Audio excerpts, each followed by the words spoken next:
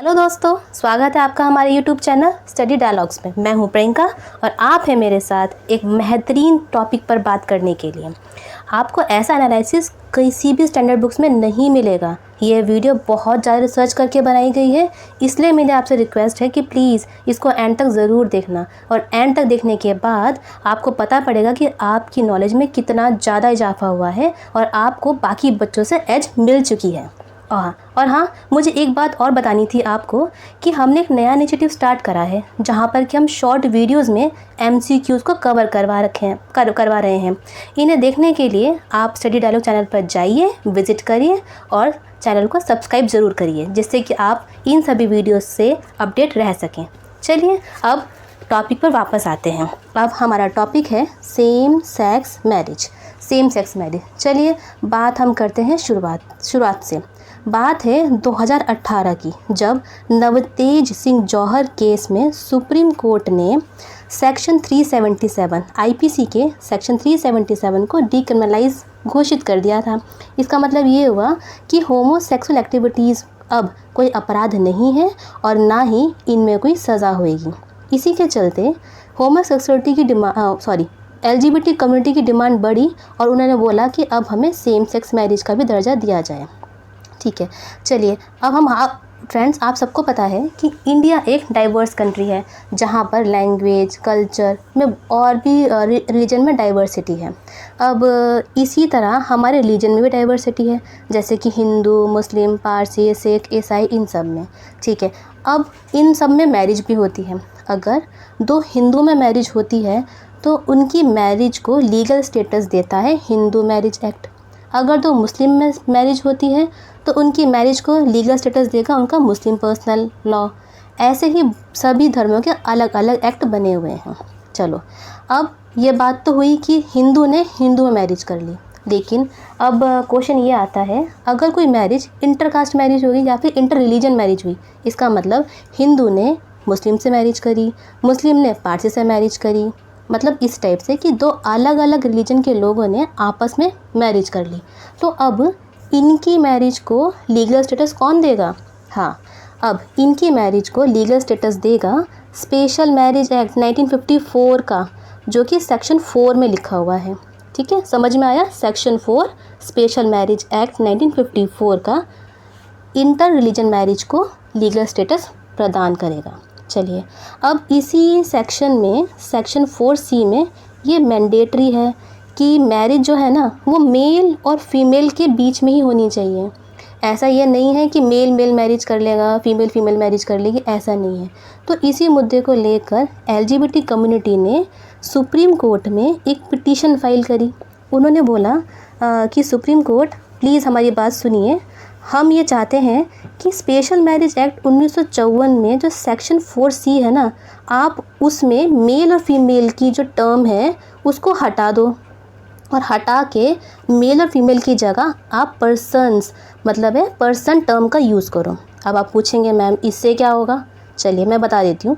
इससे ये होगा कि अगर हम मेल और फीमेल की जगह पर्सन का यूज़ करेंगे ना, तो यहाँ पे पर्सन में स्पेसिफाई नहीं है कि मेल है फीमेल है, तो इनडायरेक्टली अगर हम बात करें तो यहाँ पे दो मेल शादी कर सकते हैं, दो फीमेल शादी कर सकती हैं और मेल और फीमेल भी शादी कर सकते हैं। तो इससे ये होगा कि LGBT कम्युनिटी के जो फंडामेंटल राइट्स का हनन हो रहा है सेक्शन 4C के अंदर, वो नहीं होगा और उनको सेम सेक्स मैरिज करने का भी हक मिल जाएगा। चलिए फ्रेंड्स, आप सभी जानते होंगे कि इंडियन कॉन्स्टिट्यूशन में आर्टिकल 13 की बात करी गई है। आर्टिकल 13, चलिए समझते हैं आर्टिकल 13 क्या है। आर्टिकल 13 है जुडिशियल रिव्यू।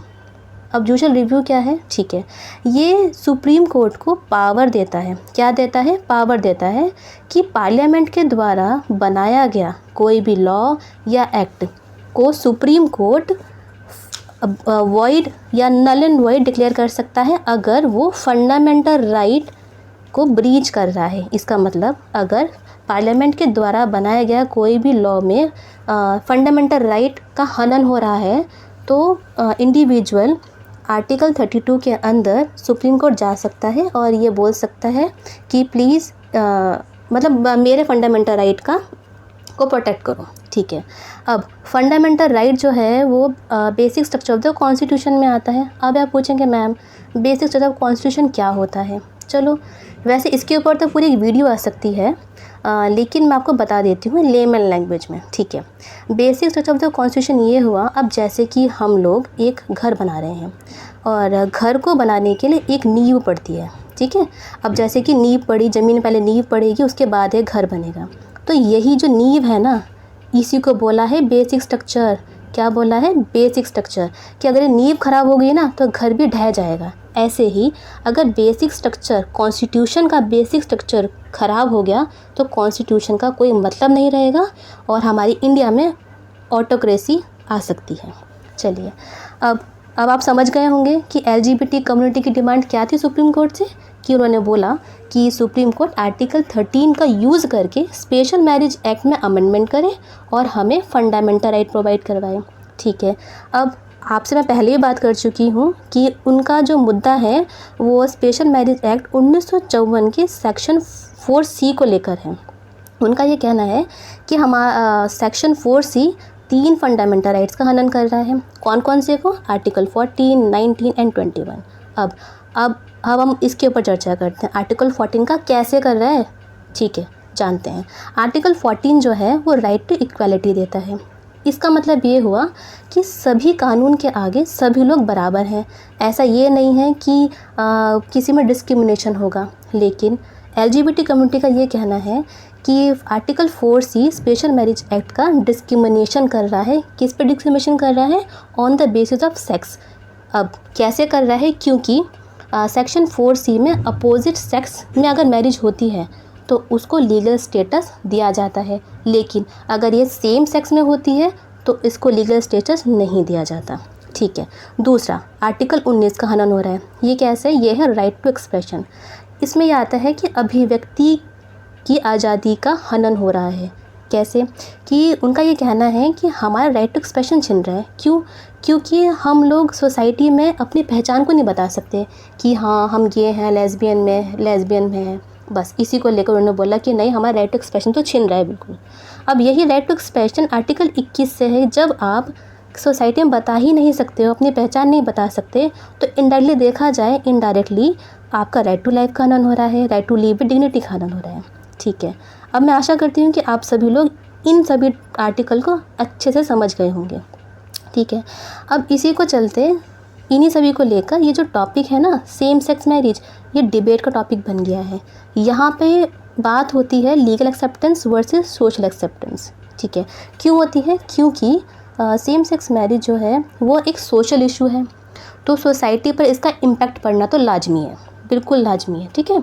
चलो अब हम कह रहे हैं कि हमारी सोसाइटी ने सेम सेक्स मैरिज को सोशल एक्सेप्टेंस नहीं दी है। अब हम पूछेंगे, आप पूछोगे मैम क्यों नहीं दी है, ठीक है। पहला रीज़न है क्योंकि हमारे देश में लिटरेसी रेट अच्छा नहीं है और यहाँ पे अवेयरनेस भी नहीं है। जैसे कि बहुत सी वेस्टर्न कंट्री ने सेम सेक्स मैरिज को अप्रूव कर दिया है, ठीक है। क्यों कर दिया है? क्योंकि वो लोग जो हैं बहुत पढ़े लिखे हैं, समझते हैं, लेकिन हमारी सोसाइटी पढ़ी हुई ना होने की वजह से इन चीज़ों को एक्सेप्ट नहीं कर रही है। दूसरा, यहाँ पे सेंसिटाइजेशन नहीं है। तीसरा, यहाँ पे कोई भी लॉ नहीं है, ठीक है। यहाँ पे जब लॉ ही नहीं है, जब डेटरेंस नहीं है, तो लोग एक्सेप्ट नहीं करेंगे। जैसे कि अगर हम बात करें, अगर पार्लियामेंट लॉ बनाता है ना, तो वो ऐसा करता है कि हम लॉ बना देंगे, पहले लोगों का बिहेवियर चेंज होगा, उसके बाद उनका एटीट्यूड चेंज हो जाएगा, उसके बाद धीरे धीरे धीरे सोसाइटी इस चीज़ को, मतलब कोई भी चीज़, सेम सेक्स मैरिज या कुछ भी अदर कोई भी एग्जाम्पल को एक्सेप्ट कर लेगी, ठीक है। दूसरी बात ये हुई कि यहाँ पर पॉपुलेशन की मेजॉरिटी में डिमांड ही नहीं है कि सेम सेक्स मैरिज के लिए मुद्दा उठा रहे हो कि नहीं नहीं भाई हमें तो सेम सेक्स मैरिज चाहिए। मेजॉरिटी में कोई डिमांड नहीं है, ठीक है। इसको एग्जांपल के साथ समझते हैं। एग्जांपल के साथ ये है कि मानो, ठीक है, आप और हमारी फैमिली सोसाइटी का पार्ट है, ठीक है। और अगर आप भी अपने मम्मी पापा, दादा दादी, किसी से भी सेम सेक्स मैरिज की डिमांड रखते हैं, तो या तो आपको घर से बाहर निकाल दिया जाएगा या फिर आपकी अच्छे से सुनाई हो जाएगी। ये तो लाजमी है और ये इंडियन फैमिलीज़ का ओरिजिनल रिएक्शन होगा, ठीक है। अब बात अगर मैं आपसे बोलती हूँ कि अगर ऐसा ही सेम सेक्स मैरिज को लेकर आपका छोटा भाई या बहन आए कि नहीं भैया, नहीं भाई दीदी, मुझे सेम सेक्स मैरिज में जाना है, तो आप क्या करोगे? आप भी तो 4 तो जड़ दोगे ना। तो बस यही बात है कि इंडियन फैमिलीज़ का ओरिजिनल रिएक्शन है। तो इस सेम सेक्स मैरिज को एक्सेप्ट करने में इंडियन सोसाइटी को बहुत साल लग जाएंगे। अभी तो कोई चांस ही नहीं है कि यहाँ पर सेम सेक्स मैरिज को एक्सेप्ट कर लिया जाए, ठीक है। दूसरा बात यह है कि जो इंडियन कंसेप्ट ये नहीं है सेम सेक्स मैरिज, ठीक है। क्यों नहीं है? क्योंकि ना तो ये हमारे किसी ट्रेडिशन में है, ना हमारे किसी कल्चर में मिलता, ठीक है। हाँ, किसी भी ट्रेडिशन में नहीं है, ना ही किसी कल्चर में मिलता। वेदास में चाहे 4 टाइप की मैरिज की बात करी गई है, लेकिन इसमें सेम सेक्स तो तब भी नहीं दिया। कोई 8 टाइप की मैरिज, सॉरी मैंने गलत बोल दिया, इसमें 8 टाइप की मैरिज की बात करी गई है, लेकिन उसमें सेम सेक्स मैरिज तभी भी नहीं है, बिल्कुल नहीं है सेम सेक्स मैरिज। तो आप समझ गए होंगे कि हमारी जो सोसाइटी है वो इसको एक्सेप्ट हो सकता है करे, लेकिन टाइम बहुत ज़्यादा लगेगा, ठीक है। अब हम बात करते हैं लीगल एक्सेप्टेंस की। हमारे यहाँ पे लीगल एक्सेप्टेंस भी नहीं है। आप पूछोगे क्यों नहीं है, ठीक है। जैसे कि इंडिया जो है वो एक डेमोक्रेटिक कंट्री है। यहाँ पे parliamentary form of the government है। यहाँ पे जो भी लेजिस्लेचर, जो भी कानून बनाते हैं ना, वो पब्लिक की डिमांड पर बनाते हैं। और हमारे लेजिस्लेचर, पार्लियामेंट्रियन का कहना है कि अभी प्रेजेंट में अगर हम बात करें ना, तो सोसाइटी का कोई डिमांड नहीं है, और कोई डिमांड नहीं है तो हम इस पर लॉ बना के करेंगे क्या? और सोशल एक्सेप्टेंस भी नहीं है, ठीक है। अब मैं आशा करती हूँ कि आप इतना तक तो समझ गए होंगे। चलिए आगे चलते हैं। अब बात आती है कंसर्न्स की। अब कंसर्न की बात आती है। कंसर्न का मतलब ये हुआ कि बहुत से इंटेलेक्चुअल और गवर्नमेंट खुद ने बहुत से कंसर्न जताए हैं। गवर्नमेंट ने बोला था पिछले कुछ महीनों पहले कि अगर हम सेम सेक्स मैरिज को अप्रूव कर देते हैं या फिर उसको लीगलाइज़ कर देते हैं तो इसे सोसाइटल हैवॉक आ सकता है।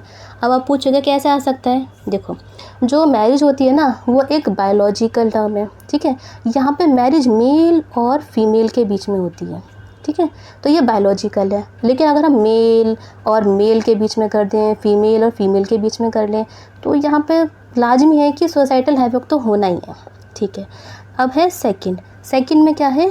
अगर सेम सेक्स मैरिज को अप्रूव कर दिया जाता है, लीगल कर दिया जाता है, तो ऐसे कपल्स को right to adopt a child का हमें अधिकार देना पड़ेगा, ठीक है। अब यहाँ पर बहुत कंसर्न, बहुत चिंता की बात यह है, अगर उनको राइट टू एडॉप्शन मिल गया तो जो गिरोह होते हैं ना वो फेक कपल बना लेंगे, जैसे कि मेल, और ये कह देंगे अरे ये तो सेम सेक्स मैरिज के हैं। अब उनको मिल गया एक अधिकार, उन्होंने अडॉप्ट कर ली एक गर्ल या बच्ची को उन्होंने अडॉप्ट कर लिया। अब आप समझ सकते हैं वो गिरोह है। तो ह्यूमन ट्रैफिकिंग, ऑर्गन ट्रांसप्लांटेशन के केसेस बहुत ज़्यादा बढ़ सकते हैं। ये बहुत ज़्यादा चिंता का विषय है, और ऐसा भी माना जाता है कि इससे सोसाइटी में क्रिमिनलिटी बढ़ जाएगी, ठीक है।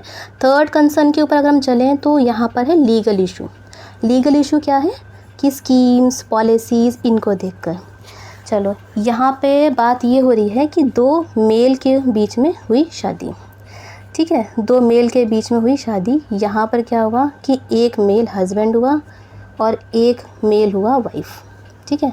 अब ये जो हस्बैंड है ये मर गया, ठीक है, समझो इसकी होगी डेथ।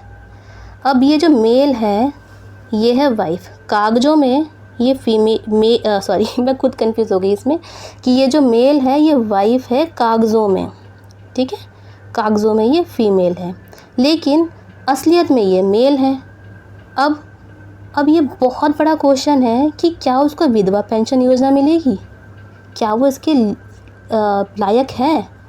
बिल्कुल बहुत बड़ा क्वेश्चन है, बहुत ज़्यादा इसमें क्या बोलें, एक लूप होल भी नहीं बोल सकते इसको, हमें बोलेंगे इसमें बहुत ज़्यादा कन्फ्यूज़न है, ठीक है। ये जो चिंताएं जो मैंने आपको बताई हैं, कंसर्न है, ये मैं नहीं कह रही हूँ, ये आप मत सोचना कि मैं कह रही हूँ, ये एक्सपर्ट की राय है, इंटेलेक्चुअल की चिंताएं हैं, ये मेरी चिंता नहीं है, ये मैं खुद अपने आप से नहीं बोल रही, ये एक्सपर्ट का कहना है, ठीक है। अभी रिसेंटली अगर हम बात करें तो 17 अक्टूबर जो अभी गया है, कल परसों गया है, 17 अक्टूबर 2023 में सुप्रीम कोर्ट की 5 मेंबर कॉन्स्टिट्यूशनल बेंच, अब जो कॉन्स्टिट्यूशनल बेंच है ना ये आर्टिकल 145 के अंदर बनाई जाती है। आर्टिकल 145 के अंदर बनाई जाती है और इसमें ये जो कॉन्स्टिट्यूशन बेंच है ये पार्लियामेंट को बोल सकती है कि आप इस कॉन्स्टिट्यूशन में अमेंडमेंट करिए, ठीक है। अब ये इस पे बेंच ने वर्डिक्ट दिया है सेम सेक्स मैरिज के। अब बात ये हुई कि बेंच ने वर्डिक्ट क्या दिया है, ठीक है। सुप्रीम कोर्ट ने सेम सेक्स मैरिज को डिनाई करा है। सुप्रीम कोर्ट ने बोला है भैया हम मैरिज को फंडामेंटल राइट ही नहीं मान रहे, और जब हम राइट नहीं मानेंगे तो आर्टिकल 13 की बात कहाँ से आ गई, तो हम इस पर रिव्यू क्यों करें।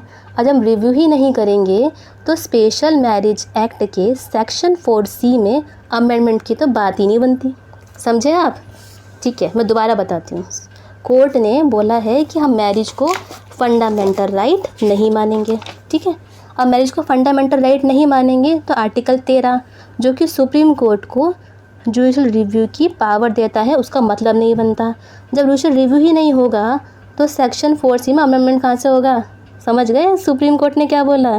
तो हम ये बोल सकते हैं कि इनडायरेक्टली सुप्रीम कोर्ट ने सेम सेक्स मैरिज को कर दिया है मना, खत्तल मना कर दिए, इसकी बिल्कुल नहीं है। हाँ, बस इसी के बीच में एक बहुत अच्छी बात यह है कि सुप्रीम कोर्ट ने चाहे सेम सेक्स मैरिज को मना कर दिया है, लेकिन सेंट्रल गवर्नमेंट को एडवाइस दी है कि आप एक कमेटी को कॉन्स्टिट्यूट करें और LGBT कम्युनिटी के राइट्स के बारे में सोचें और उनको अधिकार दें।